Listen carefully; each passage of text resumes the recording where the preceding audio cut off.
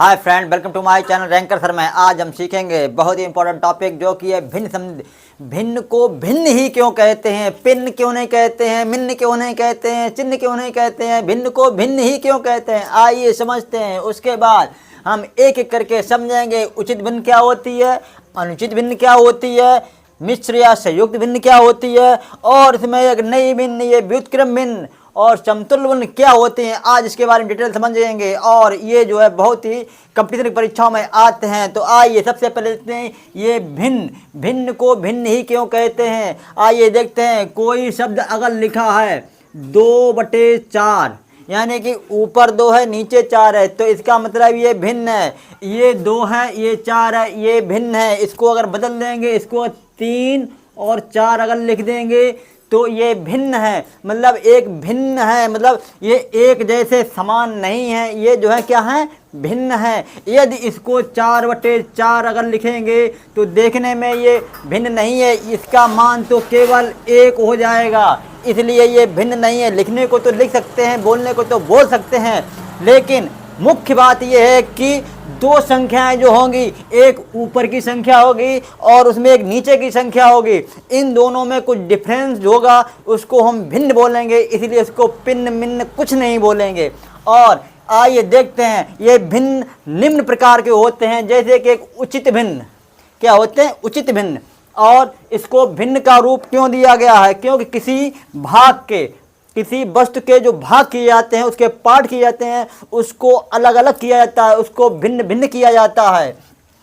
तो जो उचित भिन्न होती है उसमें ये देखते हैं कि ऊपर कम और नीचे अधिक होगा। और ऊपर क्या होगा, नीचे क्या? ऊपर वाली संख्या को हम बोलेंगे अंश। क्या बोलेंगे? अंश। और नीचे वाली संख्या को बोलेंगे हर। किसी 2 और बीच में जो चिन्ह बना होता है इसको बटा का चिन्ह बोलते हैं, बटा। तो इसको क्या बोलेंगे? 3/7। अब ये 3 कहाँ से आ गया, 7 कहाँ से आ गया, इसको समझते हैं। आइए देखते हैं। जैसे किसी वस्तु के, कोई भी वस्तु हो, चाहे बड़ी हो छोटी हो, कोई भी वस्तु हो, किसी भी प्रकार की हो, किसी भी डिजाइन की हो, उसके बराबर बराबर जितने खंड किए जाते हैं, जैसे कि मैंने इस आकृति को लिया है, इसके बराबर बराबर हमने कितने खंड किए हैं? 1 2 3 4 5 6 और ये 7। जो 7 पूरे खाने हो गए हैं, ये लाइन के नीचे लिखे जाएंगे। और उन भागों में जो 7 खंड हैं, उनको कितने भाग रंगीन किए गए हैं, कितने भाग काटे गए हैं, कितने भाग की हमें गिनती देनी है, उसको हम ऊपर लिखेंगे। जैसे कि इसमें हमने तो 1 2 और 3 पार्ट को कलर किया है, तो इस संख्या को ऊपर लिख देंगे क्या? 3/7। तो हम अब इसको, इतनी आकृति को क्या बोल सकते हैं? 3/7। क्या सर ये जो ब्लैंक है इसको 4/7 बोल सकते हैं? कौन सा? जैसे ये, अब ये बचा है, एक भाग बचा है, दूसरा भाग, तीसरा भाग, 4 भाग, इन चारों भागों को क्या 4/7 बोल सकते हैं? हाँ बिल्कुल बोल सकते हैं। ये ब्लैंक वाले भाग हैं वो 4/7 हो जाएंगे, जैसे कि 4। और नेक्स्ट देखिए, अब ये अनुचित भिन्न। ये अनुचित भिन्न क्या होती है? अनुचित भिन्न का मतलब होता है कि अंश बड़ा, यानी कि अंश अधिक होगा और हर उसका क्या होगा?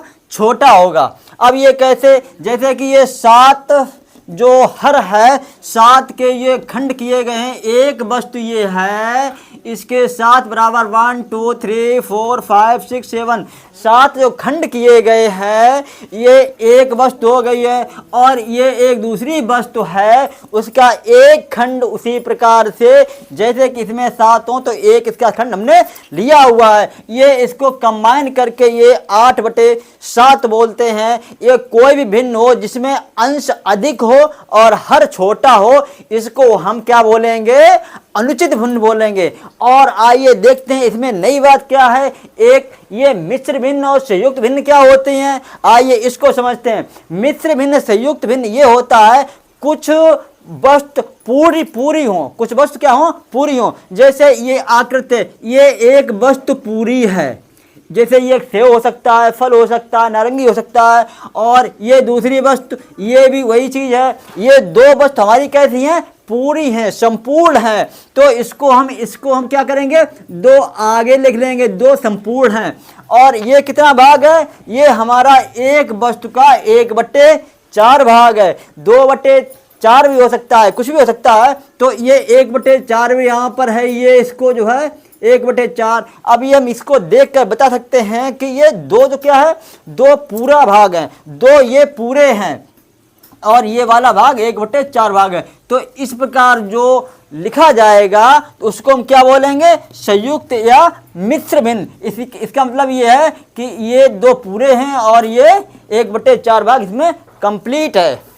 और आइए नेक्स्ट देखते हैं। हाँ, ये देखिए व्युत्क्रम भिन्न, ये परीक्षाओं में, कंपटीशन की परीक्षा में बहुत पूछा जाता है, व्युत्क्रम भिन्न क्या होते हैं। व्युत्क्रम भिन्न बताइए, कोई भिन्न दी गई होगी और उसमें पूछ दिया जाएगा इसका व्युत्क्रम भिन्न बताइए। अरे बहुत ही सिंपल है, आइए देखते हैं। इस एग्जाम्पल से समझिए, जैसे कि ये कोई चित्र है, ये जो चित्र ऊपर की ओर इसका तीर दिखाई पड़ रहा है और ये इसका व्युत्क्रम मतलब होता है उल्टा, जबकि इसका तीर क्या है, ऊपर है। और नेक्स्ट जो उत्तर उसका होगा, उसका तीर क्या होगा, नीचे होगा। तो इसका मतलब समझ लेंगे कि जो अंश होगा वो हर में बदल जाएगा, जो हर होगा वो अंश बदल जाएगा। आइए एग्जाम्पल समझते हैं।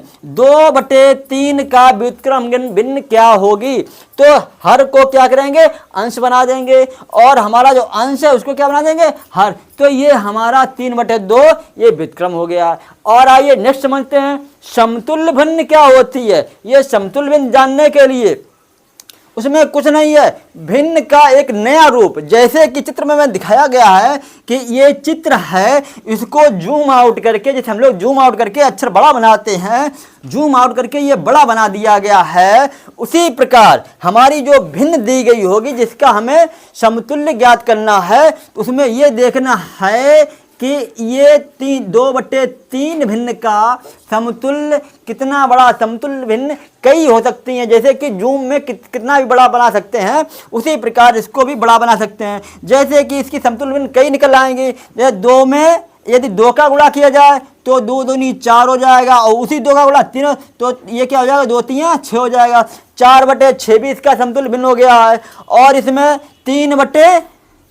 2/3 में यदि 4 से गुणा किया जाए, इसमें क्या किया है, 4 से हम गुणा कर दिया जाए, 4 से, तो ये 4 दूनी 8, ये निकल आया 8। और इसी में 4 से और गुणा किया जाए नीचे हर में, तो 4 तिया 12, ये भी इसकी समतुल्य भिन्न हो गई है, 4/12। मतलब इसको जितने का गुणा किया जाए उतनी हर में भी उतना गुणा होना चाहिए और उतना ही अंश में गुणा होना चाहिए। और जो नेक्स्ट भिन्न निकलेगी वो हमारी क्या हो जाएगी, समतुल्य भिन्न, या कहीं कहीं पे समरूप भिन्न भी कहते हैं। उम्मीद है आपको ये भिन्नों के रूप समझ में आ गए होंगे, और इसी प्रकार जो है आपको नेक्स्ट वीडियो में आपको इनके जोड़, घटाना, गुणा भाग आदि को समझाएंगे।